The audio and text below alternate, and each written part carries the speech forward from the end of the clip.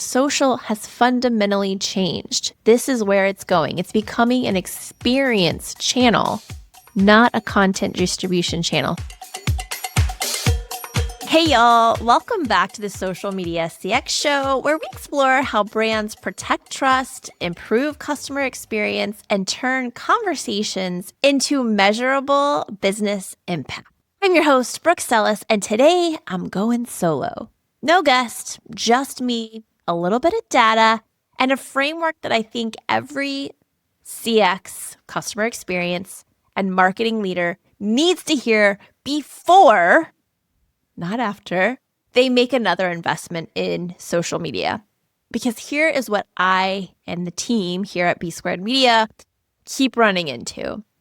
Brands think they're doing community management, engagement, or what we call social care on social. Because they're responding to comments, they have a community manager. Maybe they even have a tool like Amplify or Sprout Social or Sprinkler in place. They genuinely believe they're in good shape, like literally. But when we come in and we dig in, whether it's with an audit or just bringing us on as an outside vendor, and I mean when we really dig in, what we find is a significant gap between where they think they are and where they actually are. And guess what? That gap has a name. We call it the B Squared Social Care Maturity Model. And today, I'm going to walk you through all 5 levels straight from our 2026 State of Social Care report. So by the end of the episode, you're going to know exactly where your brand sits. More importantly, you're going to know what it takes to level up. How do we get to that next level? Let's get into it. Before I walk you through the model, I want to give you a little context on why this matters. Chapter 7 of our 2026 State of Social Care report asks leaders to answer these 3 questions. Number 1, who owns social care inside of your organization? And if you don't have it labeled as social care, it just means who owns managing the conversations that happen on social. So conversations might happen on a post that you publish. They might happen through somebody DMing you or sending you a private message on social. You might get tagged or mentioned on social when somebody uses a little @ tag and then tags your brand and mentions you that way. But there are also, that's all reactive, right? There are also proactive ways that you can look for people talking about you through social listening. So when people are mentioning your brand, your products, your services, your stakeholders, but not @ tagging you or mentioning you on social, they're still talking about you though. The second question is, how mature is your current operation? Doesn't matter if you know or not, just make an educated guess. And the third question is, what does good actually look like for you? Good means something different for everyone. Social care means something different for all the brands we work with. So what does good look like for you? Now, what we find is that most brands can answer that first question, sort of, but that second and that third question are where things get a little murky. Now, here's the truth you probably don't want to hear. Most mid-market and enterprise brands sit somewhere between a level 1 and a level 3 on our model. The leaders who are going into this year and beyond are trying to move into levels 4 and 5 really quickly. So let's talk about where the levels actually are, and maybe you'll start to understand where you might sit. Level 1 on our maturity model is called reactive. The telltale sign here is that you're responding when you're tagged, like when someone's mentioning you, they come on that post or they send you that DM, we are responding most of the time, usually, for the most part, 90% of the time. If that sounds familiar, you're not alone. At this level, there is no real formal ownership of social care. Monitoring is manual. Tone is probably inconsistent from one response to the next. You might even have different people responding at different times, and if they're not following any sort of brand guideline, their own personal tone of voice is what comes out as the tone. Maybe it takes a long time for you to respond to these tags, mentions, or comments that you receive. And if something gets publicly escalated, like a complaint turns into a little bit of a fire, That's probably common. You probably see this pretty often. Now, the risk at level 1 is pretty significant because when you're reactive, crises unfold in real time. This means that your brand's perception is being shaped by randomness. Whoever happened to see that comment, whoever had time to respond that day, whoever flagged that there was a little crisis unfolding on social. You're not actually driving experience in a level 1 reactive mode. The experience, unfortunately, is driving you. So how do you move from level 1 to level 2?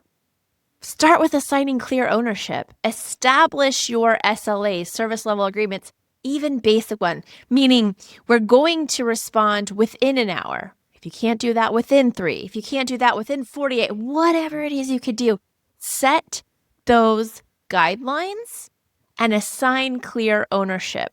Standardize your tone, your brand tone, so that every response sounds like it's coming from the same brand, your brand. Now, when we get into level 2, we call this connected.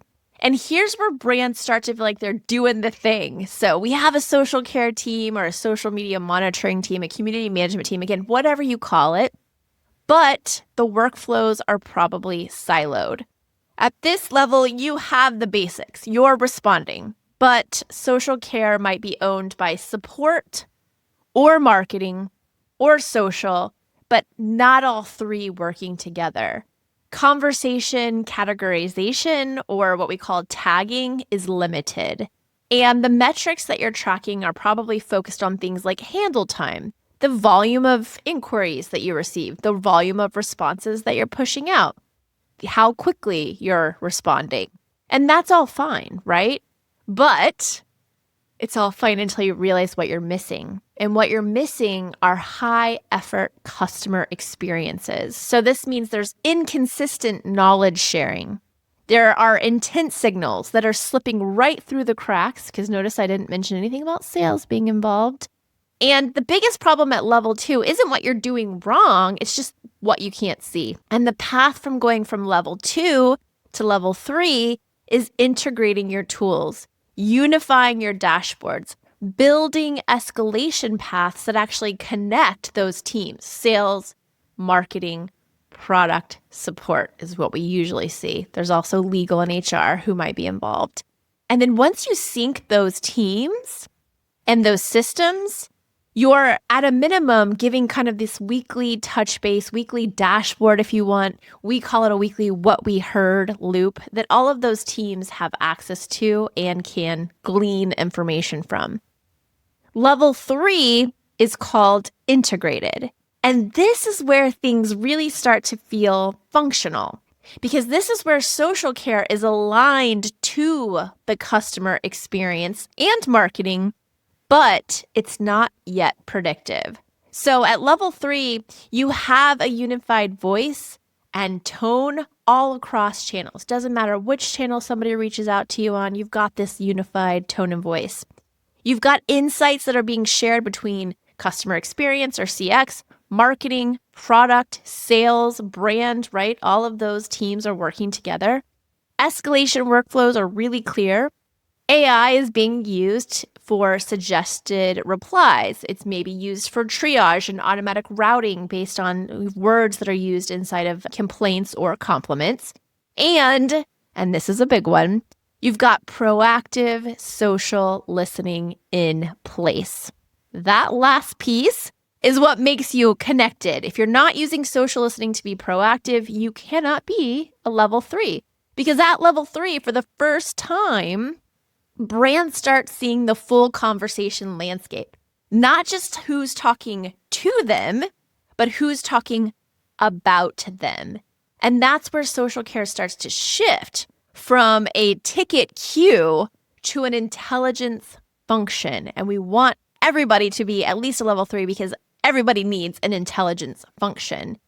Now, here is the risk at level 3. You've got a lot of data, like a lot, and not enough decisions. You're still partially reactive. And so the path forward from level 3 to 4 is adopting experience metrics. refining your tagging taxonomy, training AI on tone and intent and not just keywords. And again, you're having that weekly loop. It's that what we heard loop, or it's a dashboard. Again, it looks different for everybody, but we like to call it the what we heard loop. This is to share insights across the organization because customer behaviors are happening in real time. So reporting on it monthly, and God forbid quarterly, just isn't going to cut it. Now, level 4 is called predictive. And this is the gap between where good and great brands, the ones we talk about all the time, really starts to emerge. So it might sound like if you're level 4, we identify patterns before they escalate and before customers churn. Because at this level, you have emotion-based routing.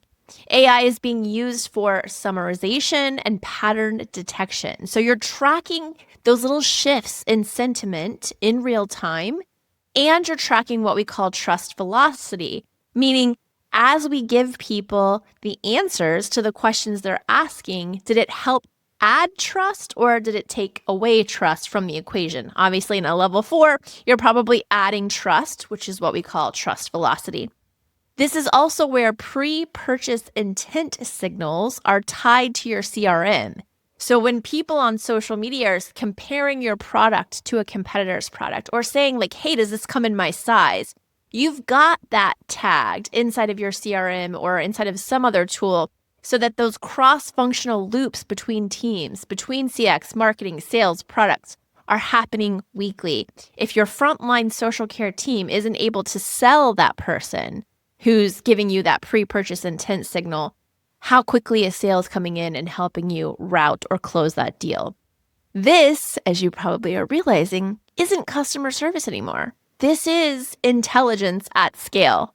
The risk at level 4 is just that you have sophistication, but it may not be fully consistent. The human and AI sides of your operation need constant calibration. It's an iterative process. It's not a set it and forget it. So to move from a level 4 to a level 5, we have to start investing in what we call conversation design, which is where we're aligning our social care operation with our community strategy and building direct revenue attribution so that the business can see the ROI. Social selling is a big part of being level 4 and, of course, level 5. Now, level 5, which is the top level, I've not yet seen a level 5 in my midst, is called experience-led. And this is where competitive advantages are abundant because social care is a strategic engine for trust, loyalty, and revenue. So at level 5, care, marketing, sales, product, brand, legal, HR, they're all sharing single conversation intelligence systems or a dashboard. AI models are trained on your best-in-class human responses. Emotional safety is intentionally designed into every interaction. Predictive care is informing your product roadmaps, and you have a direct revenue attribution model enabled. The outcomes: higher retention, lower cost to serve, stronger advocacy, higher social-driven conversations, reduced crisis exposure, and elevated brand trust across the brand. Level 5 sounds like a fantasy, but it isn't. It just requires treating social care as a system and not a channel. Now, here's what I want you to sit with after you've listened to this episode. Most brands believe they're at a level 3 or a level 4. We've done a lot of social care audits over the past 9 years, and essentially that's just a deep diagnostic of response times, coverage gaps, escalation paths, inquiry mixes, risk exposure. What we actually find when we're looking at these things is that most brands are actually operating at a level 1 or a level 2. And look, this is not because of the team or a people problem. It's not because these brands don't care, because they do. But it's because they've never had someone hold up a mirror and show them the gap or the opportunity. They don't even realize that they could get to a level 5 or that there was a level 5 at all. This is exactly, by the way, what our social care audit is designed to do. And it's why we built the social care maturity model. Not to make anybody feel behind, but to give leaders a clear, honest picture of where they are and a concrete path to where they need to go next. It's a playbook. It's a roadmap. If you want to go deeper on this, and I mean really deeper, go read the full 2026 State of Social Care. It's been available. We launched it earlier this year. All 5 maturity levels are in there. We've got the ownership models, the experience metrics that you should be tracking, the data behind every insight that I shared today. You can download it for free at our website, bsquared.media. I've also got the link on the show notes, so if anywhere you're listening or watching this, just check out the transcript and you'll see a link to that there. It's totally free, so please go ahead and download it.